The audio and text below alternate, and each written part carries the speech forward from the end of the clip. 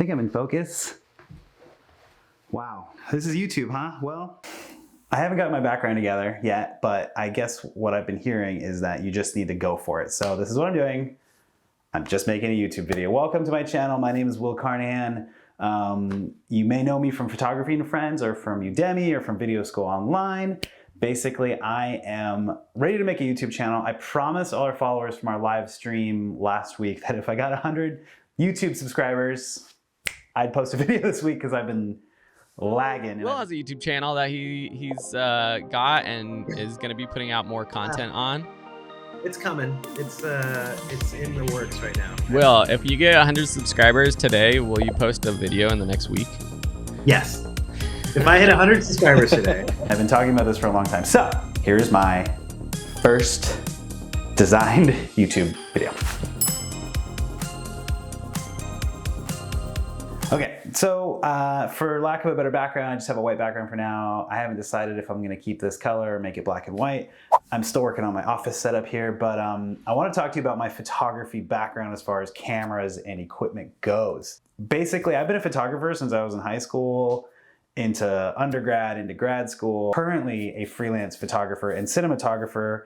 I own a video production company with my buddy Sam. We have tons of classes that we do with Video School Online with me, Phil, and Sam. I've just been doing photography and video stuff all over. I've been a cinematographer for big companies, done some commercials, worked with like Disney for a while, shot some independent films, commercials, documentaries, all over the place. I've directed a bunch of music videos, which are super fun. I'm getting more and more into that. And I've also been a freelance photographer for 15 plus years at this point. So my background in photography and video and cinematography is pretty extensive. I've just never really been public with it outside of my Instagram, which is William Carnahan.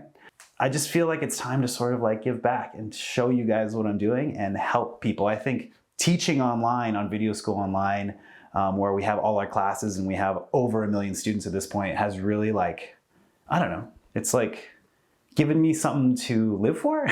Maybe that's a little dramatic. It's given me more a rewarding thing to share my talent and my knowledge and my real world experience with art, photography, clients, business, technology. Just helping people achieve what they want to do and their dreams has been like, it's been awesome. So that's why I'm doing all this stuff. If you're here because of the topic, which is why I shifted from Nikon to Fuji to Leica, let's get into it. Started in high school, I started shooting film, right? Like I am lucky enough to be one of those photographers in this generation where we had to learn film because there was no digital. And then as we became educated and got into the business, everything shifted into digital versus like being born into digital and having to learn film back then, or vice versa, never having to get to learn digital until you're way older. I'm in this like very specific zone of born into film, evolved into digital, which is like very cool. My mom had a Nikon N2000. Dope little camera, no autofocus. I don't remember if it had autofocus. I don't think it did. And it was just the camera that my mom had because she was shooting when she was younger. And she let me use it one time at this ranch that oddly enough, I still shoot for and do photography and video for. I picked it up, I shot there, and I instantly fell in love. She had some black and white film in there. We got it developed. The process of like doing that was awesome. The camera felt awesome, man. Felt like this really important thing. Like, I don't know, just felt like, I don't know, just something about putting your hands on like a piece of machinery like that was rad. So when I got into it in high school, I just continued to use that camera. And then I went to my local store and found a used 35mm manual 2.8 Nikon lens. I had a Nikon already, so I wasn't gonna buy a whole nother system. And I found this lens $100. I remember because I like saved up from cutting grass for like months. And I was able to afford this like 35mm 2.8 lens for $100. And at the time I was like, this is so much money. So I bought this lens and I just started shooting Nikon. And that was it. And all through high school, I was shooting Nikon because I had this camera. So there's something to be said about like your first camera being the one you can get your hands on, whether that nowadays is like your phone or a friend's camera or someone's you can borrow or a hand-me-down, right? Nikon was just there and it treated me well, and it is a professional grade. I have the same, I've heard the same story with friends who have like Olympus or like Pentax or Canon or like any of the old film cameras, it was just what they had or what their parents had or what an uncle had or whatever. I'm gonna go off to college at UC Riverside, and I got a job as a staff photographer. And they were in this weird transition at the newspaper where they weren't shooting film for the newspaper anymore, they wanted to shoot digital. It's like, oh great, so now I actually have to buy a camera. I got Nikon, I'll just keep shooting Nikon. And this is right when DSLRs were starting to come out, and I really didn't know anything about it. And I was like, well, if they want us to shoot digital, I can't afford like a DSLR, so I'm gonna go with this cool Pix. Cool. Not good. It was not fast enough for sports. It was slow. It didn't feel like the film camera, the like click. It was a digital point and shoot camera. I couldn't change lenses. Big mistake. And it wasn't Nikon's fault. It was my fault for not knowing or educating myself on what DSLRs were compared to film cameras. I wanted to upgrade, and all I saw in my eyes was digital, digital, digital. And I was a young kid, and I didn't quite get the grasp of what digital cameras were. Point and shoots were good, but they weren't interchangeable lenses. They were slow. The ISOs weren't there yet. It just wasn't good. It didn't have that feel, that tactile feel that I wanted as like an artist. So I stuck with Nikon because I spent $100 on my 35mm 2.8. They came out with a Nikon D70. Saved up a bunch of money, ate lots of ramen. I bought a Nikon D70. Nikon, right? Because I had a Nikon and I had lenses. And as a college student, I couldn't afford their fancy new D100 or anything like that. So I got the D70. Happened to be good timing for me. Used that lens forever, borrowed, begged, and used every lens I could from any other friend or photographer that had one. Towards the end of college, I was really into video, right? I was like hell-bent on being a cinematographer. Started at grad school. And while I was there, I was using the D70 to sort of start my photography business in a sense. To get through grad school, I actually started shooting weddings with my friend. And I started shooting weddings when I was 22. And we would rent bigger, better Nikons and we would rent 70 to 200s and 24 to 70s, 2.8s. I was in the Nikon world because that's what I had available to me. And it was great. I loved it. Started spending money on lenses. Nikon finally came out with a D200. I'm a professional photographer.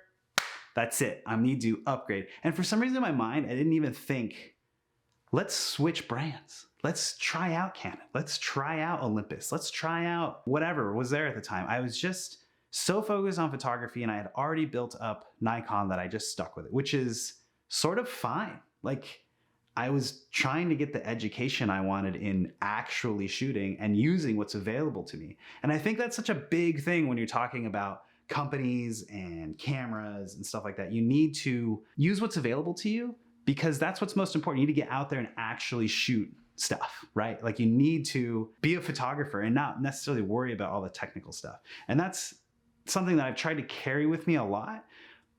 Not because I didn't have a lot of money, but also because I didn't have a lot of money. And I didn't want to spend money on stuff that I didn't necessarily need to accomplish what I was doing. Now, that being said, that's my rule. My rule when I started hitting grad school and I started shooting with actual film cinema cameras and noticing the quality of lenses that we could rent, like Zeiss Super Speeds or these big, Panavision lenses that we were able to rent from Panavision.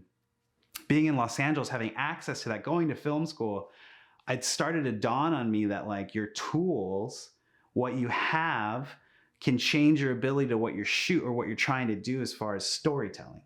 So in photography, my rule became, I'm not going to spend money on anything. I'm not going to upgrade anything. I'm not going to change anything until what I have is prohibiting me from creating the art that I want to create. The second I can't do that, I'm going to think about upgrading. I'm going to think about spending money. I'm going to think about figuring out a way to get that lens, that camera, that whatever that's going to make me a better artist. It's going to allow me to achieve what I want to achieve from a photographic sense.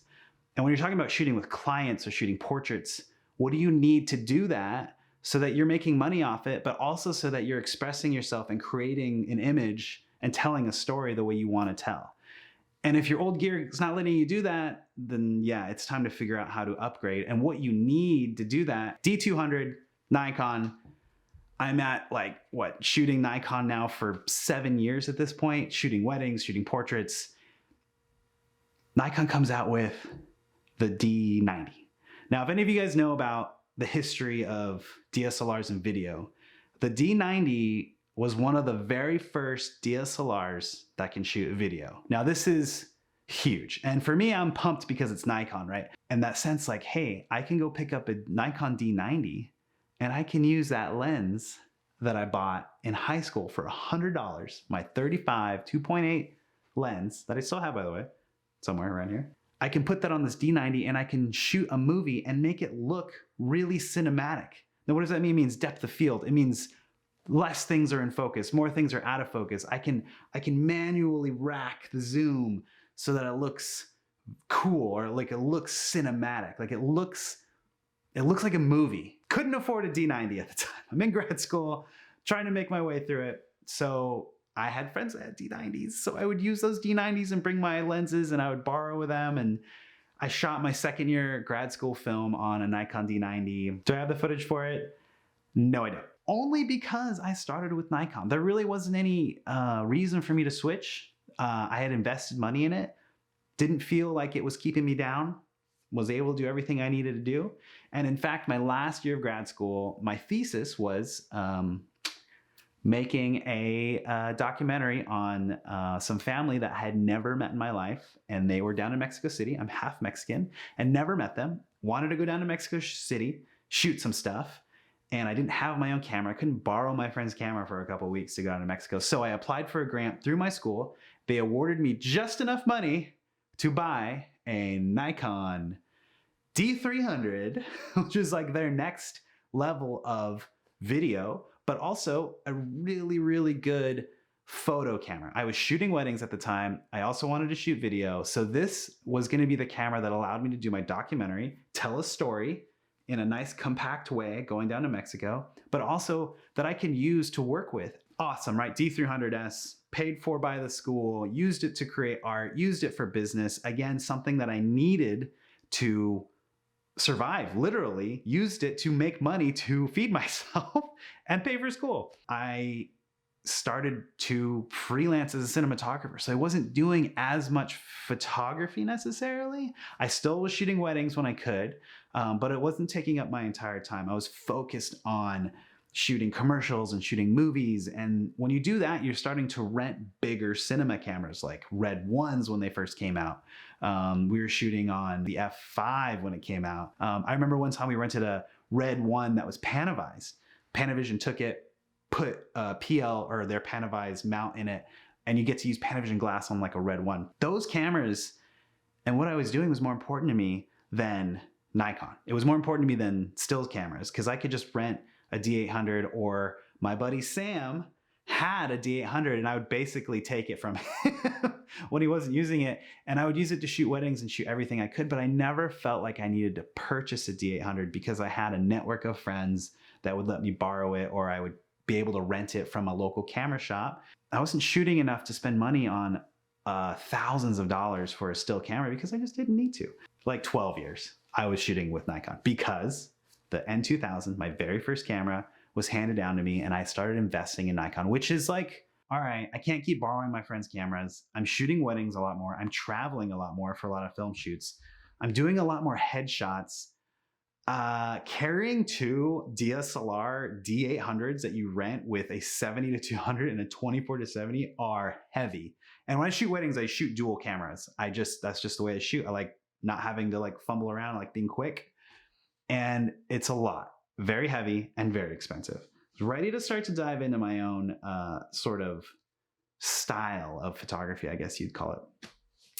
And my friend of mine who I used to shoot weddings with had started shooting Fuji.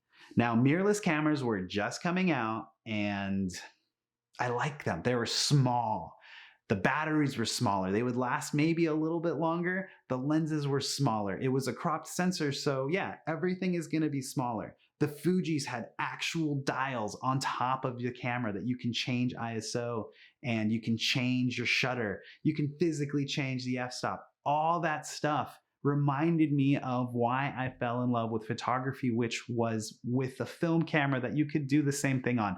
The feel of the Fuji camera just felt like home. I don't know how else to describe taking photos with a camera that you really like. It just feels right. It just feels like it's part of you. And I was starting to lose that with the D800 with these big cameras. And then I would try a Sony camera where I'd have to, fumble through menus in the background. I shot on Sony A7s all the time for video. That's all anyone wanted to shoot on at some point. So we rented them. Our production company, Sam and I, we bought some A7s just to shoot video, not to shoot photography. And so I knew what that felt like, and it wasn't inspiring to me. And I wanted to be inspired on the photography side. I was focusing on video, focusing on cinematography, and I would shoot photos on the side for weddings and headshots and stuff. So I bought a Fuji X-T1, right? I have finally decided to move on from Nikon. I did not follow that train. I sold most of my Nikon lenses. I kept that 35, 2.8, and I went Fuji. I bought an X-T1. I did the Camino de Santiago. I traveled. I walked across a friggin' country with that camera and one lens, and it was beautiful. I mean, these images were great. It was lightweight. I could shoot weddings with it in my own way. It still wasn't as light sensitive as some of the higher level Nikons because of the crop sensor, because it was kind of a first generation camera. And then Fuji came out with the X-T2, which, all right, the X-T2 became then my full-blown wedding camera. I had the X-T1 for a little bit and I would still rent Nikons to shoot weddings, but when the X-T2 came out, man, that camera was dope. It still is dope, and I still have it. It had that same feel that the X-T1 did, that my film camera, my N2000 had, my old Pentax K100 that I bought used had.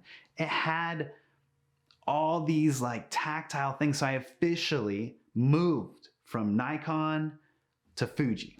It got me to take that camera with me everywhere. It was this nice little black camera, had a vertical grip when I needed it to. I could take that off when I put a pancake lens on it. It would fit in my jacket pocket. No Nikon DSLR would ever have done that. Nowadays with their new mirrorless cameras, like, yeah, sure. But the Fuji was kind of the first ones to do that. And I would rent another X-T2 to shoot weddings. And I had two cameras again, and they were lightweight. I could wear them on my holdfast belt all day and wouldn't feel them, versus the big heavy DSLRs. Then Fuji came out with the X-T3. Man, that again has been their flagship mirrorless camera for I don't know how long. In fact, I think the X-T4 and the X-T3 still share the same sensor. It is probably my favorite cropped camera of all time. Like, it looks rad. It's quick enough for what you need to do. You can compact it down to travel. It's quiet. Battery lasts great. You can build it up so it's a big video camera. It takes great video. The autofocus is like decent. It's no Sony. Sony definitely had better autofocus at the time when it came out. X-T3 on one side, X-T2 on the other side. I was Fuji. These images are all Fuji images. And I was getting paid to do this, right? It was really good. I was shooting headshots with my Fuji. These are Fuji headshots. It was really a wonderful, wonderful camera. I cannot recommend that camera enough for someone who's starting out, for someone who wants a tactile feel. And the price is much lower than a big giant professional DSLR from most of these companies. It's a really good entry point. Fuji, great, love it. I'm loving my Fuji Live. And then Sam comes in. My buddy Sam comes in with his little Leica Q. I look at it, great, fine, whatever. That camera is so expensive, I will never buy that camera. That is ridiculous. Why on earth would anyone pay that much money for a camera that I can do with my Fuji that I've paid like for a quarter of the price? No dice. Not even gonna touch it. We went down to Guatemala for a company called Limitless Horizons, where they were raising money to build a school for the kids in a small town.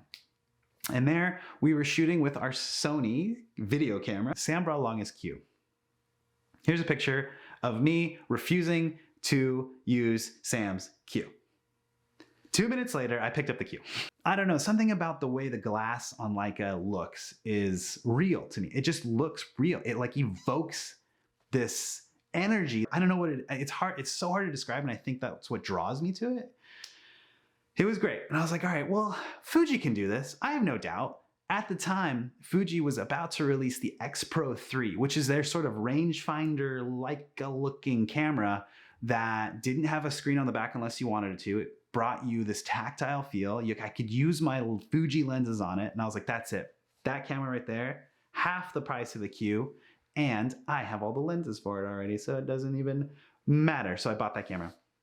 And it was great. Again, fit in my jacket pocket. It was really awesome next to my X-T3. They both shared the same sensor.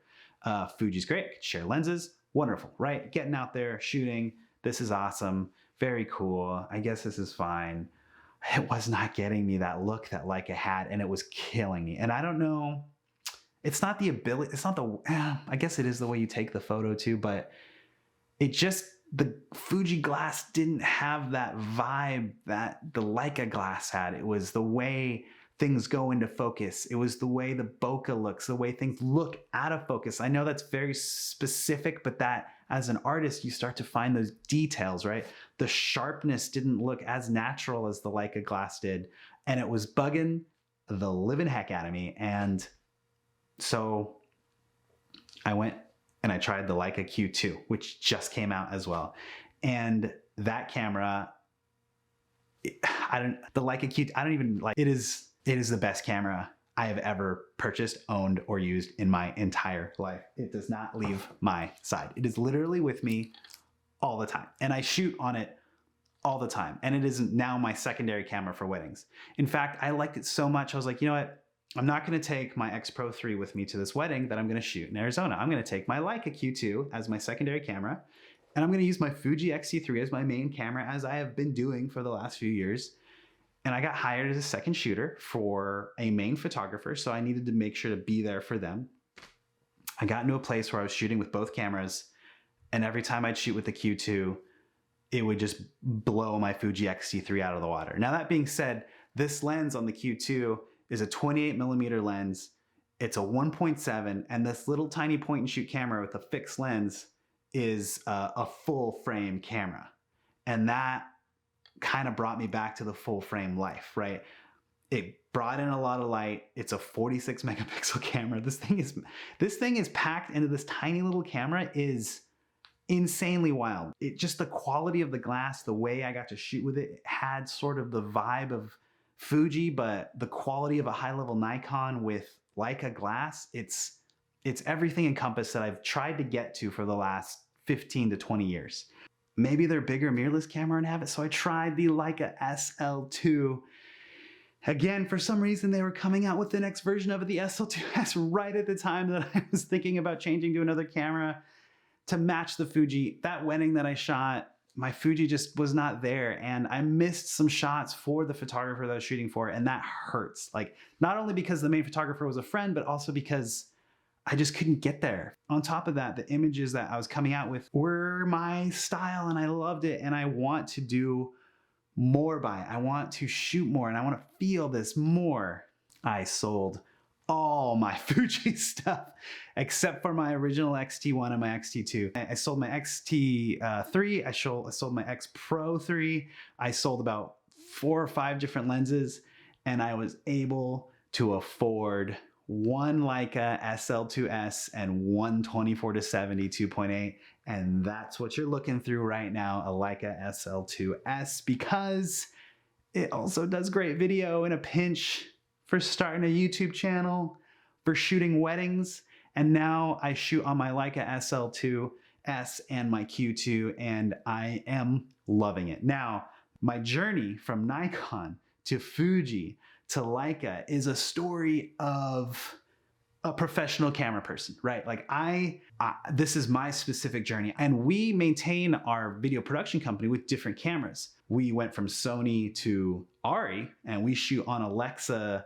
minis now. I've shot on Reds. My education was in Red 1 as far as digital goes, and I shot a Red Dragon and a Red Epic at Disney for years.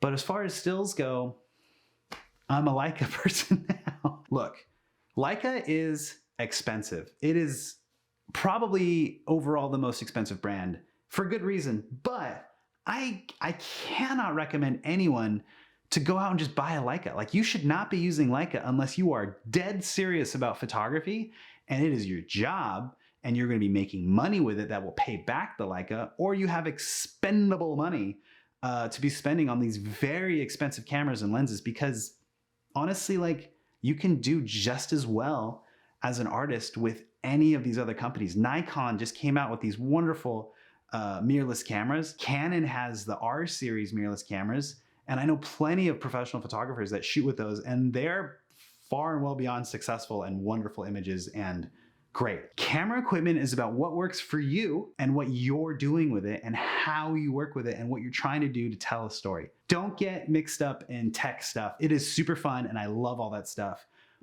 but it can hurt you sometimes. And for me to like push Leica on people, I think would be incredibly irresponsible. It is a fantastic camera system, but it is not for everybody. And it's really hard to recommend anything specific to you. You have to discover that yourself. And through our classes that we teach, I've been asked what camera is the best camera. Well, the best camera is the one you have with you. And I will always stick to that. If you're trying to capture images, you're trying to capture time and you're trying to capture emotions, the time is now. You gotta have what you are gonna wanna use with you. If that's Leica and you got money to spend on it, sure, go for it. Start with the camera that's in your pocket, in your phone. Start with the camera that you can borrow from a friend from a weekend. Start with the camera that makes you wanna shoot, that makes you wanna do photography, that makes you wanna be an artist, because taking photos and expressing yourself and art is not only gonna save your life, but it's gonna make it better. Find the tool that works for you, but don't worry about it too much.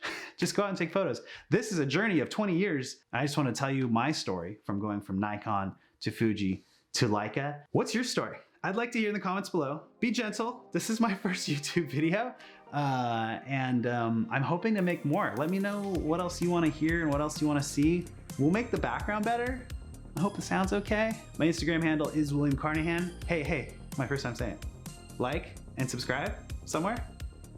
Hit that bell so you know. We do a live stream here on YouTube on the Video School channel. I'll link it in the description below. I think we're gonna have another one soon for a contest. All my classes are on Video School, or you can check them out on my website. I have a video production company called Will Call Cinematic. And yeah, that's about it. I think I could be into this. That's my journey. I got so much more to tell you. I can't wait. See ya.